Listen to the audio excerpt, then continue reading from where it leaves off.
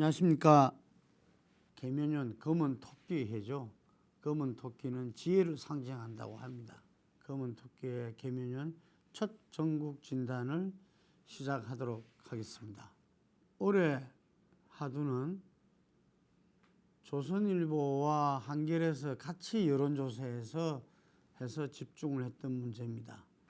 양당 독과점과 진영 정치의 틀 어디서부터 깰까입니다. 지난해 11월 역대급 지지율 추락으로 수세에 몰렸던 윤석열 정부는 노조를 타겟으로 삼았습니다. 화물연대 파업의 과정에서 민주노총에 대한 총공세가 이어지고 결과적으로 윤석열 정권은 대통령 지지율이 극적 반전이라는 정가를 거뒀습니다. 그것도 12구 이태원 참사로 정권의 위기가 해자되면 시점에서 얻어낸 결과였기에 윤 정권의 입장에서는 자신감과 동시에 전국을 풀어갈 해법을 얻은 듯 했습니다. 2023년 새해를 맞은 윤석열 대통령의 메시지 중 가장 큰 것이 3대 개혁과제, 특히 노동개혁이 최우선 순위가 된 것은 당연한 일이라고 보여집니다. 그런데 국민들의 생각도 그럴까요? 경향신문이 12월 30일에서 31일 실시한 여론조사에 보면 우리 사회 개혁이 가장 시급한 분야를 묻는 항목이 있었습니다. 윤 정부가 제기한 노동개혁은 14.2%, 교육과 연금개혁이 각각 8.8%였습니다. 경제가 20.6%를 차지해서 그보다 앞에 있었고 가장 우선순위에 놓인 것은 바로 정치개혁이었습니다. 43.4%의 국민이 그렇게 답했는데요. 3대 개혁과제를 합친 것보다도 훨씬 큰 비중입니다. 정치가 가장 시급하고 큰 개혁 대상이라는 것입니다. 선진국 대열에 합류한 경제와 세계를 휩쓰는 한류 문화 등 짧은 기간에 그 어느 나라도 따라오지 못할 성취를 이뤄낸 대한민국 국민인데 새해를 맞으며 지금은 정치개혁의 시간이라고 지목하고 있습니다. 사회 곳곳의 갈등을 해소하고 국민의 역동성을 최대로 끌어내는데 봉사하는 것이 정치라면 이 시점 우리 정치는 더 이상 그 역할을 하지 못하고 있다는 것을 반증하는 것이 아닐까 생각합니다. 우리 국민이 오랜 민주화 운동을 통해 쟁취한 87 체제의 핵심은 대통령 직선제입니다. 그 정치 권력 구조 하에서 YSDJ 등 거물 정치인들이 집권기를 그쳤고 그 이후의 정치는 성자 독식의 대통령 권력을 향한 사실상 거대 양당의 쟁투로 점철되었습니다. 지난 20년을 양분해서 두 번씩 집권했던 양당은 20대 대선에서도 극적인 대결을 펼쳤습니다. 전 국민이 보수와 진보라는 양진영으로 최대 결집하는 양상을 보였고 그 결과는 아시다시피 0.73%의 승부였습니다. 그렇게 승리한 윤석열 정권이 집권한 지 8개월째 정치의 양극화 진영화는 점점 더 심화되어 우리 사회 곳곳을 극단의 대결 구도로 내몰고 있습니다. 앞서 언급한 화물연대 파업과 그 결과도 같은 맥락에서 봐야 합니다. 국민 70% 이상이 화물연대 입장을 이해한다는 여론이 있었지만 윤석열 정부는 파업을 사회적 재난으로 정의하고 북핵 위협에 비유하며 굴복을 강제했습니다. 윤 대통령은 나아가서 노조 부패를 척결 대상으로 규정했는데 이제는 정책이 아닌 검찰의 시각으로 노조를 파괴하겠다고 공인한 것으로 볼 수 있습니다. 물론 노조의 행태에 대한 여러 비판이 있을 수 있습니다. 그렇지만 노동은 그 자체로 우리 사회의 기반입니다. 우리 역사에서 노동운동은 약자들의 연대를 통해 무엇인가 바꿔나갈 수 있다는 건강한 사회적 신념의 상징이었습니다. 그 공유된 가치가 정치적 갈라치기의 대상이 되었고 정치적 지향에 따라 완전히 다른 시각이 강요되고 있습니다. 편가력에 의해 지지층 결집 효과를 경험한 대통령, 사는 이상 남은 그 집권 기간에 대해서 우려가 커지는 이유입니다. 조선일보는 신년 여론조사 결과를 보도하면서 하나의 나라 두쪽 난 국민이란 타이틀을 걸었습니다. 어디서 많이 들어봤죠? 우리 국민 3명 중 2명은 정치적 입장이 다른 사람들은 객관적인 근거를 제시해도 생각을 바꾸지 않을 것이라고 인식하고 있었습니다. 정부의 코로나 방역에 대한 평가 등 여러 가지 예를 들어 분석했는데 정치적 지향이 분명한 양당 지지층의 경우 실제 사실 여부와는 관계없이 스스로 믿고 싶은 것을 사실로 생각한다는 학정 편향을 또다시 확인했습니다. 진영에 따라 상식 자체가 서로 달라진다. 조금이라도 불리한 사안은 상식으로 인정하지 않으려 한다는 이야기가 우리의 현실로 다가선 것입니다.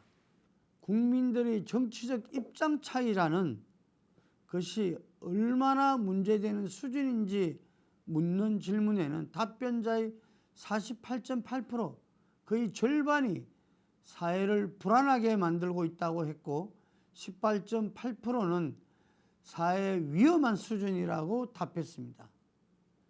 국민이 정치를 걱정하는 상황을 단면적으로 말해주고 있습니다. 한겨레는 신년 여론조사를 통해 최근 정치 현상에 대한 평가를 물었습니다.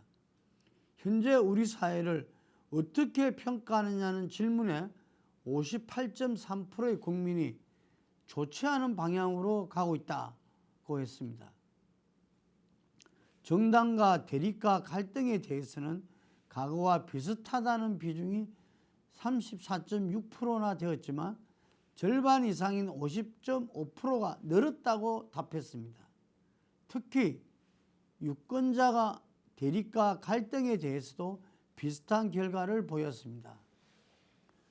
진영 간 분열이 국민 개개인까지 번지고 점점 그 강도를 더해간다고 해석할 수밖에 없는 결과입니다.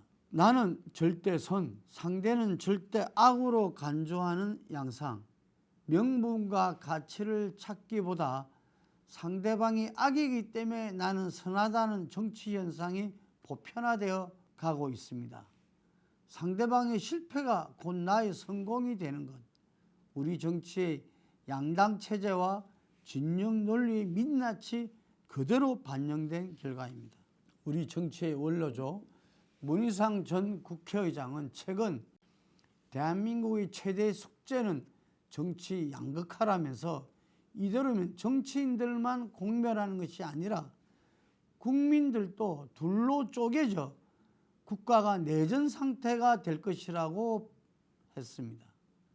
거대 양당 중심의 정치 지형과 편가르시 정치 문화라고 다소 일상적인 정의를 내려왔지만 우리 사회가 이제 더 이상 감내하기 어려운 수준으로 악화 인류를 걷고 있는 현실을 더 이상 용인해서는 안 된다는 경고로 받아들여야 합니다.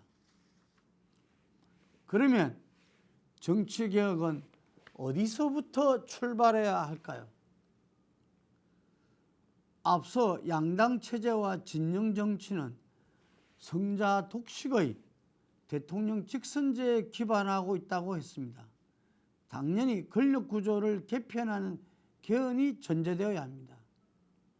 재앙적 대통령제를 보완하는 형태의 이원 집정부제나 권력 분립형 대통령제를 생각할 수 있고 내각 책임제로의 변화도 고려돼야 합니다. 역대 국회의장들이 여러 가지 제안을 했었고 문재인 전 대통령도 임기 말에 개헌안을 제시한 바 있습니다. 하지만 개헌이 실제로 이루어지는 데는 임기 초 막강한 힘을 가진 대통령의 의지가 필수적이었습니다. 특히 대통령이 사실상 국회 힘도 절반 정도 차지하고 있는 양당 구조에서는 거의 전적으로 대통령에 의지한다고 할 수 있습니다. 물론 개헌을 요구하는 국민들의 의지가 폭발적으로 발현된다면 다른 문제이겠지만 현실적인 정치 과정에서는 그렇다고 할 수 있다는 것입니다. 하지만 정치의 문을, 현실의 협치의 문을 닫아 걸고 마이웨이를 고집하는 현 시점에서 윤 대통령에게 개헌을 기대하기는 어려워 보입니다. 그렇다면 남는 것은 국회의원 선거제도의 개혁입니다. 양당의 독과점 체제를 흔들고 진영 정치의 폐해를 보완할 수 있도록 제도를 바꾸는 것입니다. 소수 정당에게 진입로를 개방해서 다당제 국회의 제도적 개혁 기반을 마련하는 것이 핵심인데 이와 관련된 논의가 필요한 것입니다. 윤석열 대통령이 신년 기자회견을 생략하고 조선일보와 인터뷰를 했고 그 자리에서 지역에 따라 중대선거구제 도입을 검토할 필요가 있다는 언급을 했습니다. 이것을 김진표 국회의장이 받아들여 국회 정치개혁 특위의 검토 과제가 되면서 신년 초 정치판이 뜨거운 이슈가 되어 있습니다. 이후 여권 내부의 반응을 보면 치밀한 검토를 거쳐서 나온 제안은 아니라고 보이는데요. 정진석 국힘 비대위원장을 비롯한 국힘의 지도부는 상당히 유보적 표현으로 일관했습니다. 정계특위 위원들과 조영 원내대표의 회동을 거쳐놓은 결론은 가급적 중대선거구제로 옮겨갈 수 있는 방향으로 노력해보자 정도였다고 알 수 있습니다. 이재명 민주당 대표는 과거에 제3의 선택이 가능한 정치 시스템이 바람직하다라고 이야기했음을 전제하고 그 방식은 중대선거구제보다는 비례대표를 강화하는 것이 맞다고 이야기하고 있습니다. 야당 역시 논의 가능성을 열어두고는 있지만 지난 총선의 가장 큰 이슈가 되었던 준연동형 비례대표제를 보완 내지 확대하는 쪽에 비중을 두고 있다고 보여집니다. 소선거구제가 진영 대결과 성자 독식의 구조를 가진 것은 분명하지만 대선과 같은 파괴력을 갖고 있지는 않습니다. 또한 모든 제도가 그렇듯이 현행 제도 역시 역사적인 변화를 거쳐서 이루어진 것이라는 점에서 제도적 장단점을 일일이 지적하는 것은 의미가 없다고 볼 수도 있습니다. 내년 총선에 반영될 수 있는 제도개혁의 시한은 1년 전인 4월 10일로 제한되어 있습니다. 각 당의 논의와 정계특위 활동을 통해 현행 선거제도의 문제점이 적나라하게 공개되고 어떤 제도가 되었든 그 문제점을 보완하고 개선하는 시도가 결론을 맺어주길 기대합니다.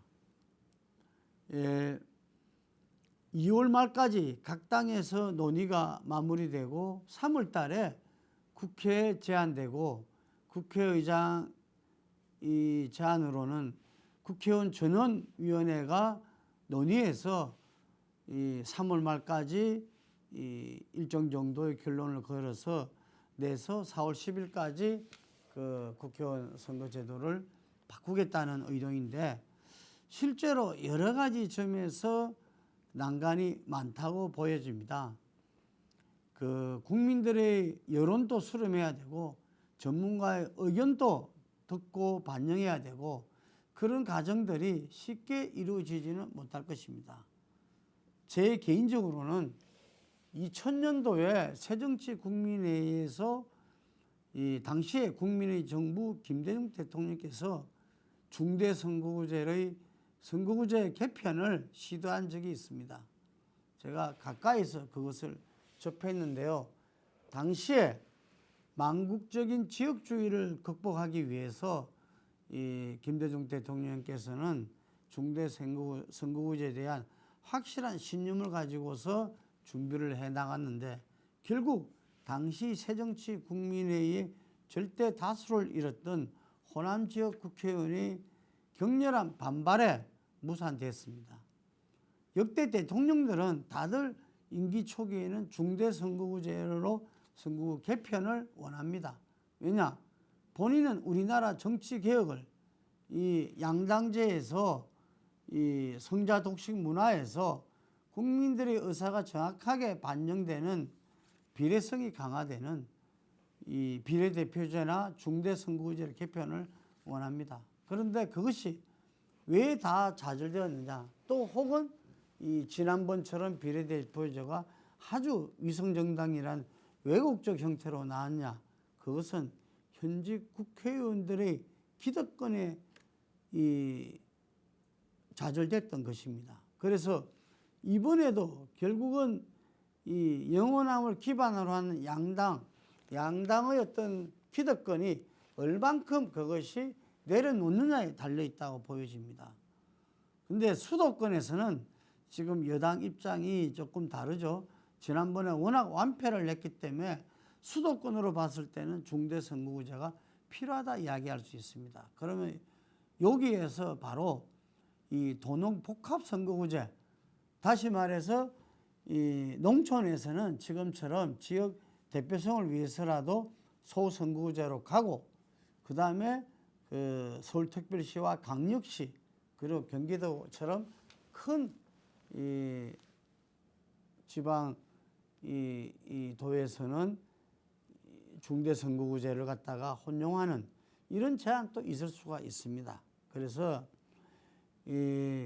이러한 것들이 정말 이 시간을 요하고 아마 우리 정치권들이 정말 이렇게 창의적으로 국민과 함께 이것을 정말 앞서 이야기했던 이 한나라 두 국민으로 진영으로 쪼개지는, 이번 그 여론조사에서 보면은 진영으로 이 정당 지지가 다르면은 서로 결혼도 안 하고 이야기도 안 해서 송년회가 연말 송년회가 무산된 데도 있다고 하잖아요. 그래서 이제는 망국적인 지역주의가 아니라 망국적인 진영 대결로 봐야 됩니다. 그래서 그것을 깨기 위한 것은 이 온 국민이, 온 정치권이, 온 나라가 함께 해나가야 되지 않나 싶습니다. 다만 2024년 총선이 윤 대통령의 중간평가 성격을 가질 수밖에 없다는 점에서 총선 결과에 대한 다각도의 아마 시뮬레이션은 여야 모두 불가피하리라고 보여집니다. 선거제도의 문제점을 지적하듯이 현재 우리 정치 현실의 한가운데 대통령이 있습니다. 양당의 가정과 진영정치, 둘로 갈라진 국민, 이 모든 것이 윤석열 대통령 본인이 해결해야 할 국가적 과제로 받아주길 간곡히 바랍니다. 윤석열 대통령이 이 다른 매체의 어떤 이 비판을 감수하고서라도 조선일보와 단독 인터뷰를 통해서 이야기했죠. 윤석열 다음과 대통령 다음은 다른 것 같아. 예, 바로 그것입니다. 이제 국민들은 윤석열 대통령에게 대통령 다음을 요구하고 있습니다. 바로 대통령 다음의 마음으로서 우리 진영 정치를 극복해 나갈 수 있는 국가적 과제 속에서 선거제도 개혁을 이뤄내기를 간곡히 다시 한번 바랍니다. 이상입니다.